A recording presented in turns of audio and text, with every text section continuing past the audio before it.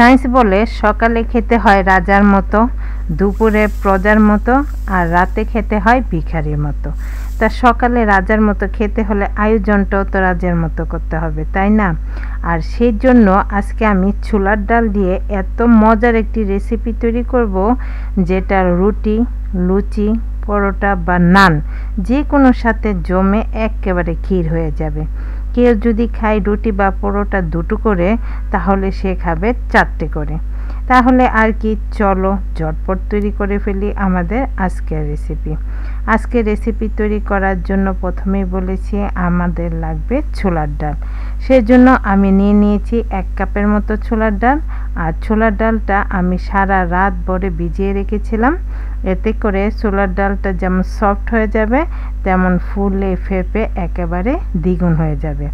আমি এখানে 1 কাপের মতো ছোলার ডাল ভিজিয়ে রেখেছিলাম। দেখতেই পাচ্ছ ছোলার ডালটা দেখো কীরকম সফট হয়ে গেছে আর মোটাও হয়ে গেছে। এবার এই ছোলার ডালটা খুব ভালো করে ধুয়ে একটি প্রেসার কুকারে নিয়ে নিব। সবটা ছোলার ডাল নিয়ে নিব, আর তারপর এখানে আমি দিয়ে দিব পরিমাণ মতো জল বা পানির পরিমাণটা যেন বেশি না হয় সেদিকে খেয়াল রাখতে হবে। সিদ্ধ হয়ে যেন গা মাখা থাকে সেরকম পরিমাণ পানি এখানে দিতে হবে। এবার এখানে দিয়ে দিব আমি কিছুটা পরিমাণ লবণ, আর দিয়ে দিব কিছুটা পরিমাণ হলুদ গুঁড়ো দিয়ে এবার প্রেসার কুকারের ঢাকনাটা দিয়ে দিব। আর তারপর এটাকে 3টা সিটি দিয়ে তারপর সুন্দর করে সিদ্ধ করে নেব। তো আমি প্রেসার কুকারে বসিয়ে দিলাম চুলায়। প্রেসার কুকার ডাল সিদ্ধ হতে থাক, আর ততক্ষণে আমরা দেখো অন্য একটি চুলায় বসিয়ে দিলাম প্যান। তাতে দিয়ে দিলাম রান্নার রেগুলার তেল, আর তেলটা গরম হয়ে গেলে দিয়ে দিব এখানে একটি তেজপাতা, আর দিয়ে দিব 1/2 কাপের মতো পেঁয়াজ কুচি। এবার পেঁয়াজ কুচিটাকে হালকা ব্রাউন করে ভেজে নিব। পেঁয়াজ কুচি হালকা ব্রাউন করে ভাজা হয়ে গেলে তারপর এখানে আমি অ্যাড করে দিব 1 চামচের মতো আদা রসুন পেস্ট। আদা রসুন পেস্টটা দিয়ে এবার সব কিছু খুব ভালো করে ভেজে নিব, যতক্ষণ পর্যন্ত না আদা রসুন থেকে কাঁচা গন্ধটা চলে যায়। তো তোমরা দেখতে পাচ্ছ আমি পেঁয়াজ, রসুন, আদা অনবরত নেড়ে চেড়ে খুব ভালো করে ভেজে নিচ্ছি। পেঁয়াজ, রসুন, আদা খুব ভালো করে ভাজা হয়ে গেলে তারপর এখানে আমি অ্যাড করে দিব আরও কিছু গুঁড়া মশলা। দেখো আমার পেঁয়াজ রসুনটা লাল লাল করে ভাজা হয়ে গেছে। এবার প্রথমেই দিয়ে দিব আমি 1/3 চামচ হলুদ গুঁড়ো, 1/2 চামচ শুকনা মরিচের গুঁড়ো, 1/2 চামচ জিরে গুঁড়ো, আর 1/2 চামচ ধনে গুঁড়ো দিয়ে এবার একটু পানি দিয়ে দিব। আর তারপর মশলাটাকে খুব ভালো করে কষিয়ে নিব। মিডিয়াম আঁচে মশলাটাকে একটু সময় নিয়ে কষাতে হবে।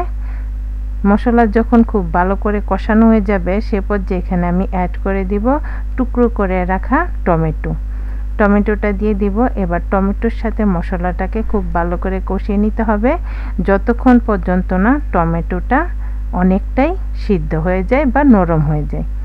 তো দেখতে পাচ্ছ আমার টমেটোটা কিন্তু অনেকটাই নরম হয়ে গেছে, আর অনেকটা পরিমাণ তেলও রিলিজ করে দিয়েছে। এবার এখানে আমি অ্যাড করে দিলাম 1 চামচের মতো গরম মশলা বাটা। তোমরা চাইলে কিন্তু এখানে গরম মশলা গুঁড়োটাও ইউজ করতে পারো, তবে বাটা মশলা একটু বেশি টেস্ট হয়, এটা তো তোমরা জানোই। তো গরম মশলাটা দিয়ে আবারও খুব ভালো করে মশলাটাকে কষিয়ে নিব। আর তারপর এখানে আমি অ্যাড করে দিব আগে থেকে খুব ভালো করে কেটে ধুয়ে পরিষ্কার করে রাখা চিকেন বা মুরগির মাংস। তো চিকেনটা দিয়ে দিলাম, দিয়ে এবার খুব ভালো করে মশলার সাথে চিকেনটাকেও কষিয়ে নিতে হবে। এই কাজটা একটু সময় নিয়ে করতে হবে, খুব ভালো করে কষাতে হবে চিকেনটাকে। তোমরা দেখতে পাচ্ছ আমি খুব ভালো করে চিকেনটাকে কষিয়ে নিলাম।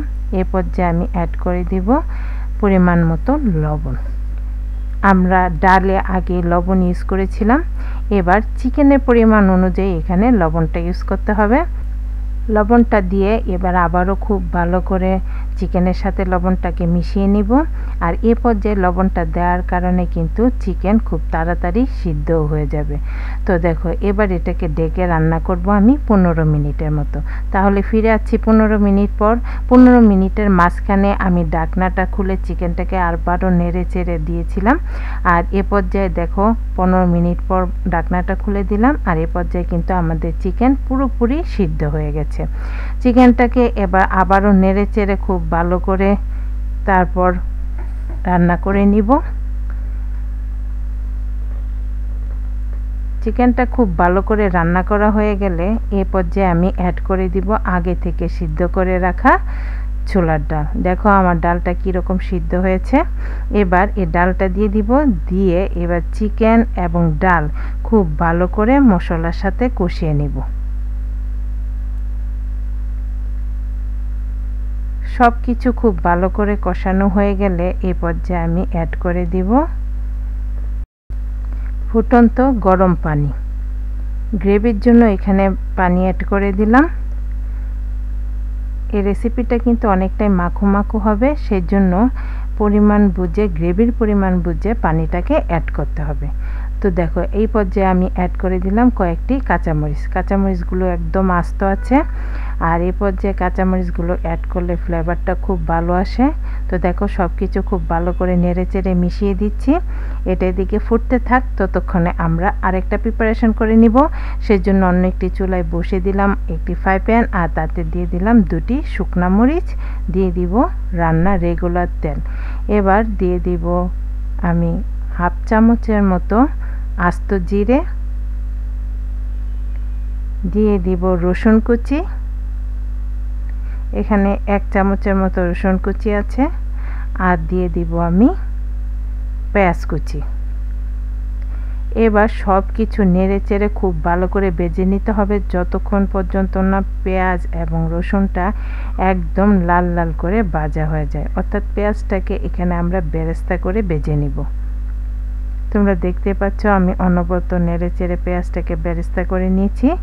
এবার এই ভাজা পেঁয়াজটা আমরা ফোড়ন হিসেবে দিয়ে দিব আমাদের তৈরি করে রাখা ডালের উপর। পেঁয়াজটা ভাজা হয়ে গেছে, এবার ডালের উপর দিয়ে দিব। আর এভাবে পেঁয়াজ ভেজে লাস্টের দিকে দেওয়ার কারণে এই ডালটা খেতে কি যে অপূর্ব স্বাদের হয়েছিল তোমাদের আমি বলে বোঝাতে পারবো না। সেই জন্য তোমাদের ঘরে তৈরি করে অবশ্যই খেতে হবে। লাস্টের দিকে দেখো আমি দিয়ে দিলাম একটু ধনেপাতা কুচি। বাস তৈরি হয়ে গেল মুরগি দিয়ে বা চিকেন দিয়ে ছোলার ডাল রেসিপি। খুবই টেস্টি হয় খেতে, একবার তোমরা ঘরে ট্রাই করো তাহলে বুঝতে পারবে। আর ভালো লাগলে রেসিপিটি বেশি বেশি করে শেয়ার করে দিও। আমার চ্যানেলটাকে সাবস্ক্রাইব এবং পেজটাকে ফলো করে দেওয়ার জন্য অনুরোধ রইল। সবাই খুব বেশি ভালো থেকো, দেখা হবে পরবর্তী নতুন কোনো ভিডিওতে। Tata, bye bye.